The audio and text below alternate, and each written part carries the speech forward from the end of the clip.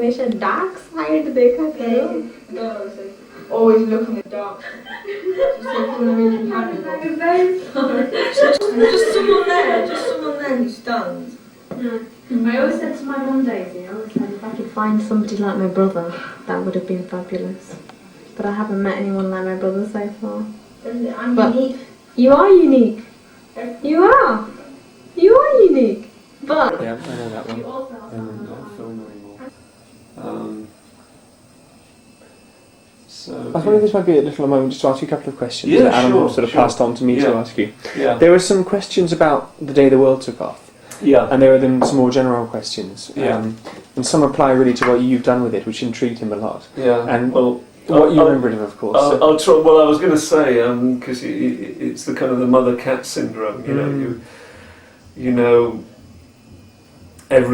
each and individual detail at the time, but as soon as it goes out, you kind of. It's very odd actually. I find it a bit frightening. You as soon as you stop working on it, you kind of the next one slots in, and so you just kind of discard a lot of it from your memory. I'm quite sure. Yeah, you must do. I mean, so these are things that he'd written down, but if you don't apply it, if you can't remember them, it's no big deal. He'd wondered if you remember which of the 6 programs you did work on, and he thought it was 4 to 6. But perhaps there were others, like re-editing of 3 and things. I re-edited 3 and did 4, 5 and 6, yeah. Right. And do you remember which sections sections in terms of program structure that you worked on were most difficult or most enjoyable to edit, like glass or clocks or agriculture, and or certain challenges associated with any sections?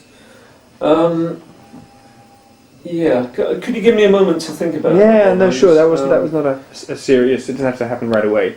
And more generally about the whole series, he was interested were there features of that, The Day the World Took Off, that were very different in kind to other things you've done? Certain challenges or certain features that were easy, things that sort of stand out as being typical from that program? Well, I think the biggest challenge was the concept, which I believe it was. I mean, David Dugan germinated the project, but that was very much in conversations that he had with Alan, and the structure.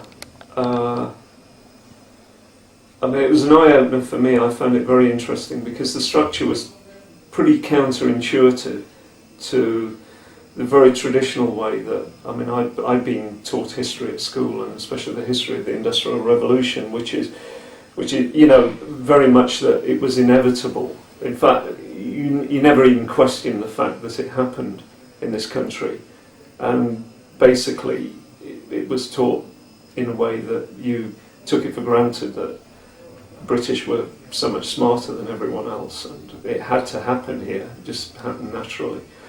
And because and also the very traditional model that we'd been taught as school children, that Britain had all the material resources and they all combined. You know, the sort of, you know, Sheffield was the home of the steel trade and the cutlery trade because it had coal, it had iron, it had millstone grit, and it had fast-flowing rivers, and the same with Manchester and Lancashire and the mill trade. And so it was almost as though God had sort of pointed his finger, and you know, and it all happened in Britain, and it was a fantastic eye-opener for me because, you know, we were brought this model which is turning it completely on its head and asking, well, why did it happen in this country? Was it preordained? Why didn't it happen somewhere else? And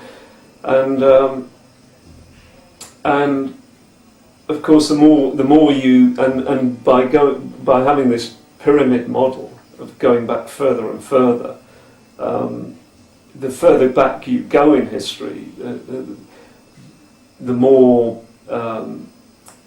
it seemed obvious that it should have happened somewhere else. You know, it should have happened in China, or should have happened in Japan, and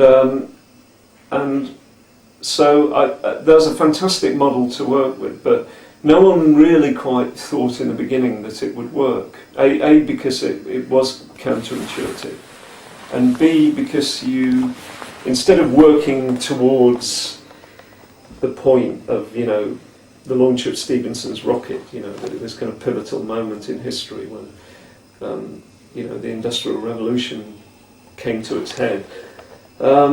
You're going, in each successive program, you're going further and further away from that point. You kind of pull out. You're pulling out, which is, you very rarely see programs structured in that kind of way.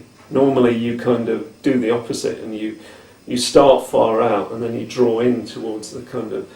But I know David was very keen to sort of stand all that on its head and use that as a deliberate device to make people look again at history and at world civilization. So, you know, that was a big challenge. But what made it work was... and again, it was an eye-opener for me, and I think it was a fantastic lesson in watching excellent historians, anthropologists, and experts in their field use their knowledge almost like blocks in a Lego set.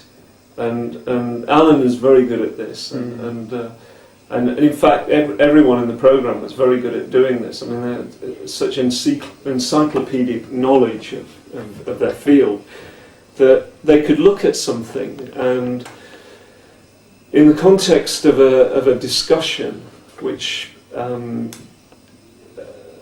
actually happened in the series very deliberately, we had an element, a strand in the series, which was these kind of round table discussions, the seminars. The seminars, and when they worked very well, which only happened a few times, I have to say, and it tended to happen towards the end of the filming, as these things often do, was when there was a genuine moment of creativity, and the subject would arise, and they'd all talk around the subject. But it was just wonderful to watch these academics just take things like little building blocks and then make a completely new model and stand back and look at it, and it's something completely new that hadn't existed before they'd all sat down together in that room.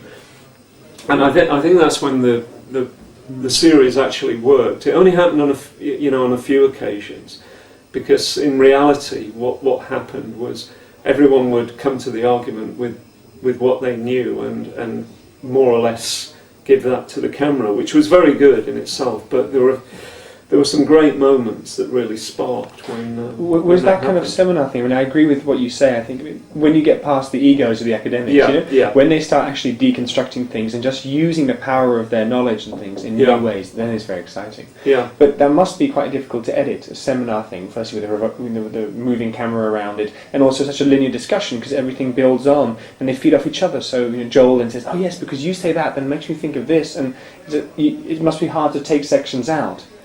Well, were there editing challenges in that? Well, yes and no. I mean, they were actually structured quite heavily, and obviously subjects were preordained according to the scripts for each program, and so we were able to write in and out of those passages of discussion, because obviously David had a kind of structure in his head already. But having said that, as you said, once the discussions get going, they would go off in all sorts of directions. And that was actually a lot more fun, because the programs then started to take on a shape of their own, which was roughly somewhere inside these kind of parameters that, had originally been written for the script.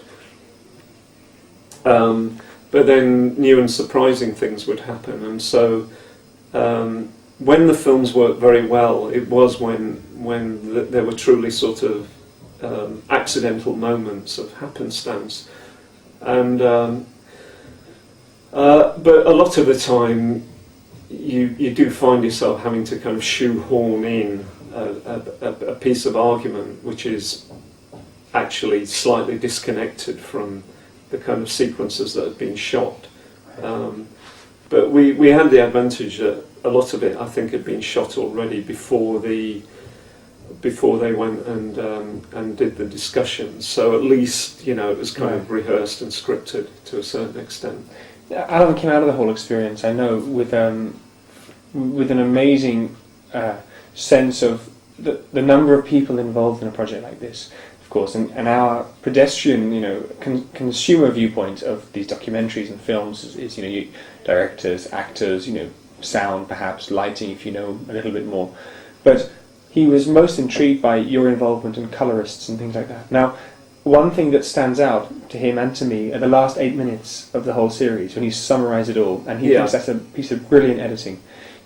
I mean, how do you go about doing something like that? I mean, of course, it's a big question, but of bringing it together, of distilling really from the beer, kind of a whiskey, and making something to end on. The ending was a bit of a nightmare, and because when you've gone so far back in time, you know, into prehistory really, to some extent you can say almost what you like, because you're outside the realms of fact, and you're in the realms of speculation really, which is where it all ended, and that is wonderful. But it's also it's also formless, and the only way you can really kind of nail that down is to either script it and write the ending, or which is much more fun and much stronger if you can do it, is to have a very good piece on camera, a very strong piece on camera, which we had in the end, and it was some of the interviews that we shot with Alan in Tark, and that was some of the very early material. It was almost like throwaway material, funnily enough. I mean, that's some of the earliest stuff that David did with Alan, but it's where we had some of the best material. But then you can't simply wrap it all up with just, you know, a couple of lines of wisdom, you know, however good they are, and it's very hard turning that story of coming out of a very specific story, and then, as you say, winding the whole thing up. So part of it, I mean, to try and answer that, part of it is actually in the scripting and the writing. And in fact, really, that has to glue it all together, otherwise you're kind of hopelessly lost. Part of it, if you're lucky, is having some very good, profound pieces to camera, which we had one or two. And we had a few of those, but it was very difficult because none of them were quite saying what we wanted them to say. So then, you're kind of having to shoehorn little bits and pieces to put the argument together. And then the third element, which I suppose is what the editor is paid to do, is to look at what you have visually and make that exciting and interesting visually, and help that to kind of glue the ideas together. And as I remember, we sort of we come up to date in Japan in the last programme. I'm trying to remember. I'm slightly embarrassed because I can't. As I say, you know, the sequences. It's where, you know, they go out of your head. But no, the ending we did struggle with. We had several different endings, and none of them were satisfactory for a long time. And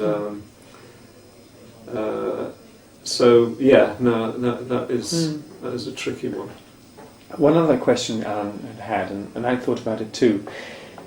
We had two types of material to work with. There was the Betacam film crew material, so England, Japan, you know, mill houses, Industrial Revolution. shot by professional, cameramen, filmmakers in the time. Yeah. Then we've got the 3-chip, DV mini material from Nepal and from Istanbul. Yeah. Are they really different in quality, and what are the differences in working with material like Daisy's thing versus a Betacam crew? Well, image quality is it's a difficult subject to pin down. If you're on one level, images can work at a very powerful level, without words, without any information, if they're very high class images. So I know we're talking about Betacam and DV, but a stronger analogy would be film and tape, because if you see something that is shot in 35mm or 70mm for that matter, and it's beautifully photographed and lit, it moves into another realm of information and emotion that you can't possibly ever achieve with a mini DV camera, a 3-chip camera. And so sometimes it is an issue, and sometimes when you're lucky, even with a DV, you can bring back shots which, because whoever's been shooting has managed to capture something in a beautiful light, actually move out of the realms of just being kind of wobbly actuality where you're not paying much attention to the image quality. So there is a school of documentary filmmaking and ethnographic filmmaking which relies very, very, very much on everything being shot superbly, so that the quality of the image transcends the information and it takes you somewhere else above that. And I think in the series we managed to get a combination of that, and so what we tried to do was not try to make everything look the same, but there would be very distinct threads in the film. Some of it was in the here and now, so that was obviously like the stuff that was shot in Nepal on DV, and that had a certain rough and ready quality, but in a way you wanted that, because that told you very clearly you're in the present tense, and also because it's slightly wobbly, edgy, and slightly rough. In a way, you want that to kind of sometimes it's nice to not kind of meld everything into one kind of level of imagery, but to have different things that make you sit up and pay attention. So I think it actually works very well when you have so we had a mixture of film. We had a mixture of film stuff shot on Betacam, stuff shot on DV. But the film was obviously used for dramatic reconstructions. The stuff shot on Betacam tended to be the more formal interviews, which again have a different kind of quality. And the DV material is a lot of modern day actuality. So that actually helps tell you in very quick shorthand where you are in the film, and so you use it in a way as a pointer. You turn make a virtue a necessity, absolutely, and you make it a feature of the film rather than trying to hide the fact that you have the right camera. Absolutely, make it a deliberate feature. Yes. But the interesting thing is that DV can work. It can, in the right lighting conditions, have very filmic properties. I mean, I'm sure you know this anyway, but I've worked on programs shot entirely on DV, and in low light conditions or artificial light conditions, nighttime, it gets a very peculiar grain. You know, it doesn't have that kind of very clean electronic look that Betacam has. So again, you can.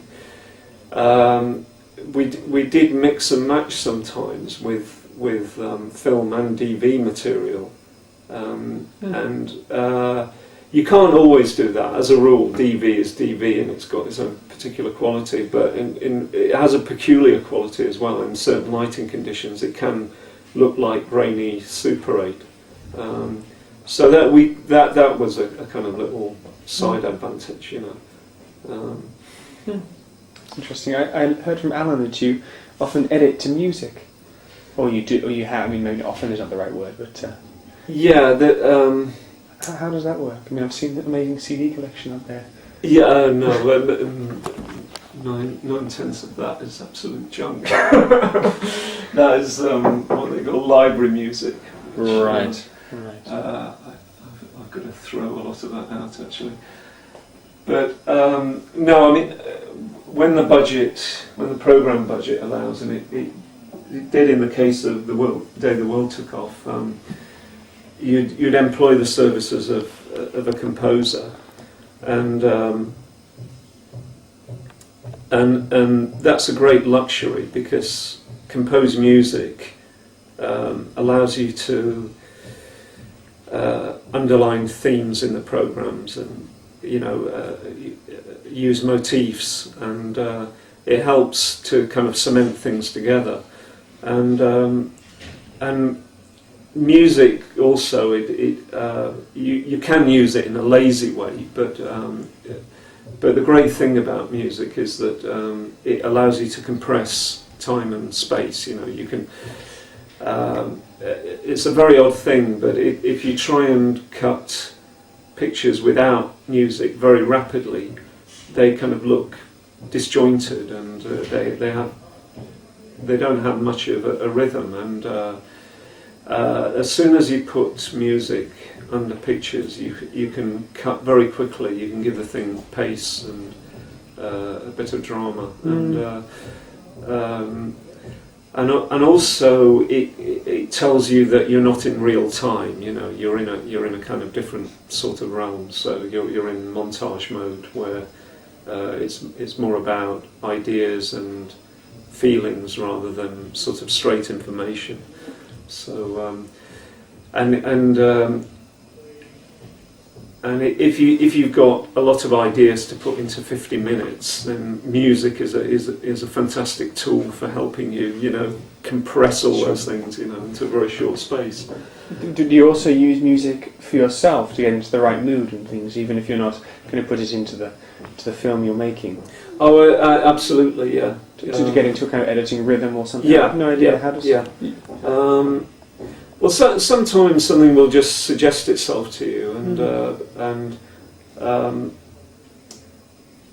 very often a scene that feels kind of flat or naked will suddenly, take on a different kind of layer of energy. So very very often, we would just use, not any old bit of music, but we would use nominally a piece of music just to edit a sequence until the composer had come up with actually what we were really looking for, and again it just helps get a bit of pace and rhythm into the thing, and a music score helps you do all those things that music does. It helps you turn corners, it helps you put a full stop on a scene, and it helps punctuate the film. Basically, it's the kind of well, I'm sure the musicians wouldn't quite see it that way, but you kind of use it as punctuation, It's and maybe a bit more than that, but it helps. It helps to do two things. It helps to cement sequences together, but it also helps to separate them, tell you that something new is starting, or you're going somewhere else, or even to alert you to the fact that, so all those things, it can put a bit of suspense or mystery in there, just a hint of that, and when a good piece of music is laid to a sequence, it can really transform it. It can, it just gives it another layer of energy completely. A rough something. I mean, a rough edit, a rough understanding, and then you start fine tuning. Or there's certain sections that's the way it's going to be. I'm going to tune it absolutely perfectly from the beginning. Well, there's a little bit of a mixture, but generally I like to work things in rough hand. Basically because you can waste a lot of time finessing something that isn't even going to make it into the film. So really, by the third or fourth week of the edit, you're looking at in a very big way at what is going to be in the film and what isn't going to be in the film, and inevitably you throw a lot of sequences away, and you might keep them as a rough sequence and come back to them if you need to, but I mean I prefer to. I mean, every editor does things their own way, but I prefer to work in rough hand, and then when I've got an idea that of the overall shape. I mean, I was trained in art school, so I was always taught to paint that kind of classical way, where you would build layer on layer, and you would always work around the canvas and not sort of paint yourself into a very detailed corner, and then look at the whole thing and find that the balance was off. So at a certain stage, at the very beginning, you're just blocking things out very crudely. But at a certain stage, you're looking for kind of balance and progress overall, and every so often you have to sit back and look at the whole thing. And that only starts happening when you get it down to maybe 10 or 15 minutes over length. Because if you've got an hour program and it's running at 2 hours, it's so long you can't get a feel for the pace of the thing. But when it gets closer to its final length, then you have to keep, every so often, you'd come in the morning and just look at the thing from top to end fresh to make sure that the overall shape and balance of the film is correct, and you're not going off into some kind of blind alley, but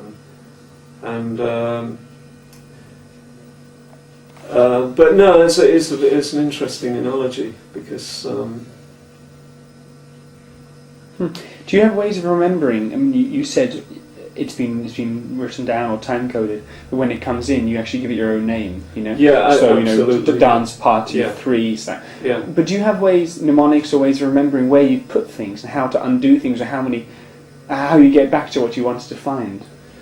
Is that over the years you just find you develop your own strategy really for? Again, everyone develops their own strategy. I mean, if you're brought up as a film editor, right?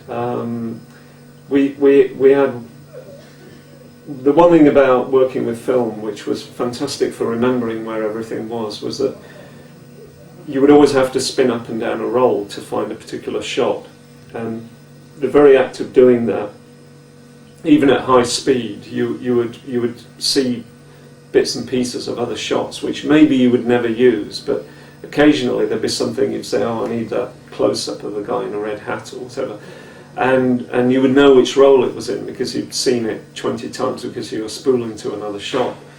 And one of the drawbacks with digital editing is that you can instantly navigate to an individual frame, which you tend to do. You don't spool up and down the whole roll. Right. But in a funny sort of way, I kind of, every now and again, I just like to do that. I like to have a kind of a wander about and just remind myself. And some directors find that very frustrating because obviously they want every moment to be spent constructively putting. But I find, in a way, I think any creative process, you need to sometimes get away from the actual nitty-gritty of what you're doing and have a bit of a metaphorical wander about. And but to answer your question, no, I give things particular names, and I give things stars and ticks, and by logging things yourself, it does lodge it in your memory. It's like if you read something, a memo that someone else has written to you, and you commit it to memory and then throw the thing away and put it in the bin, you will not remember that as clearly as something that you've written yourself. So if you copy that out, the physical act of writing embeds it in your memory much more clearly. I mean, I'm generalising, but that's how it works for me. And I think it, yeah. So I try and do the same thing when I'm logging the rushes, and that is actually, apart from the two most important things that happen in editing, is the first time you look at the rushes and the final time when you put in the final touches, because when you first look at the rushes, that's when you get that first feeling of, you know, what you think, that's fantastic and that's got to be in the film, and the things that excite you. And in between that, there's a lot happens, and you get too familiar. There gets a point where if you go beyond that point, you become too familiar with the material and it doesn't excite you anymore. And when you're finessing it, the very final things that you do to the film, you actually, if you've got the luxury of an hour or two, you actually try and go back and look at one or two things that kind of excited you the first time you looked at it. And you're asking yourself whether you've captured that. Because if you can do that, then you've kind of succeeded. And you come into it, don't you, fresh. Then for a while you can't see the wood for the trees, but you have to come out of that wood again, don't you? Yeah, absolutely. And you have to share that that excitement with others. Yeah.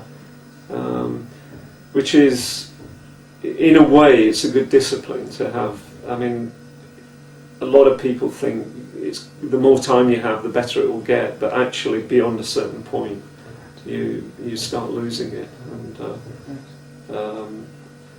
that's a good tip. Do you have any other kind of little thought or little tip for amateur editors on small little machines like us using things that you've learned over the years to avoid, and things that, for example, everyone always says when you buy a video camera like this, first thing is don't play too much with the zoom. You know the way that that's the ultimate amateur experience. Likewise, from the editing angle, there's certain things that make you think, super amateur. Well, I think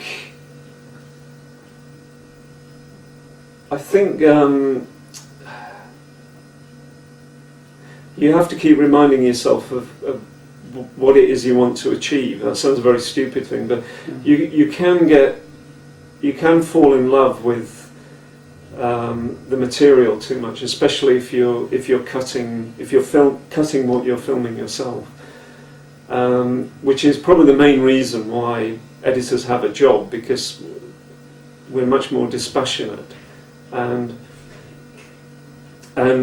you're looking to get to the heart of things all the time. And even though there's an old adage that many a film has been ruined by wonderful shots, and people fall in love with the material for all kinds of reasons. And so what tends to happen, there's always a bit of a tension between the director and the editor, because the director might have a favourite sequence, but as an editor you might say, look, this has got nothing to do with the story, and we can manufacture a way of getting it in the film, but it's getting in the way, let's get rid of it. So, I don't know, I mean, it's, if in doubt, get rid of it, throw it out,